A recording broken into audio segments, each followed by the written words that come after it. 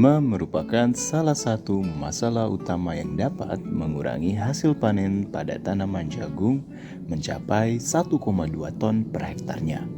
Apalagi ditambah kebiasaan petani yang mengendalikan gulma setelah melakukan pemupukan dan setelah jagung berumur lebih dari 20 hari setelah tanam. Maka dari itu, kendalikanlah gulma sedini mungkin agar potensi hasil panen jagung dapat dimaksimalkan. Lalu, mengapa gulma harus dikendalikan sedini mungkin? Pertama, meniadakan persaingan akan pupuk, air, unsur hara, serta sinar matahari. Kedua, aplikasi penyemprotan lebih mudah dan lebih murah. Ketiga, mengamankan hasil panen tinggi dengan cara membantu pembentukan jumlah baris biji yang baik dimulai pada fase awal pertumbuhan.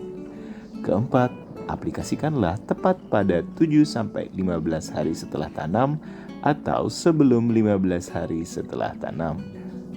Mengapa gulma harus dikendalikan 7-15 hari setelah tanam atau sebelum 15 hari setelah tanam?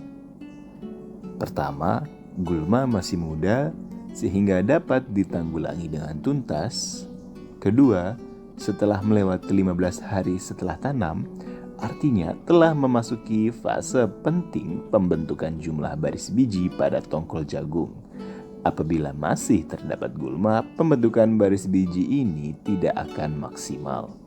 Ketiga, setelah melewati 15 hari setelah tanam, mengendalikan gulma berpotensi kehilangan hasil panen setara 0,8 ton per hektar.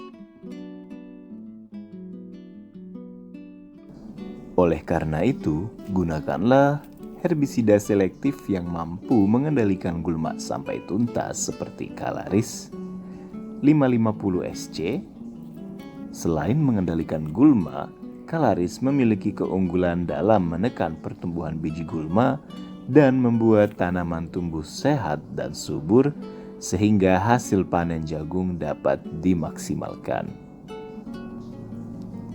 Berikut ini adalah pengalaman petani yang mengendalikan gulmanya sedini mungkin. Assalamualaikum warahmatullahi wabarakatuh.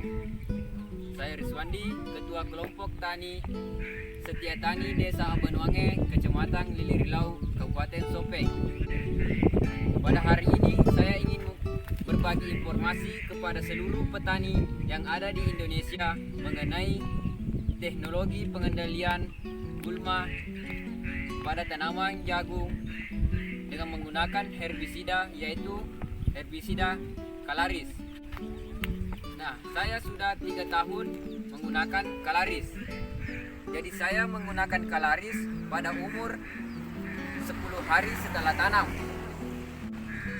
dengan dosis 75 ml per tangki dan ditambah surfaktan 30 ml per tangki. Dan untuk kemudian keunggulan Kalaris, yang pertama, menahan biji rumput atau gulma lebih lama. Yang kedua, tidak membuat stres tanaman jagung.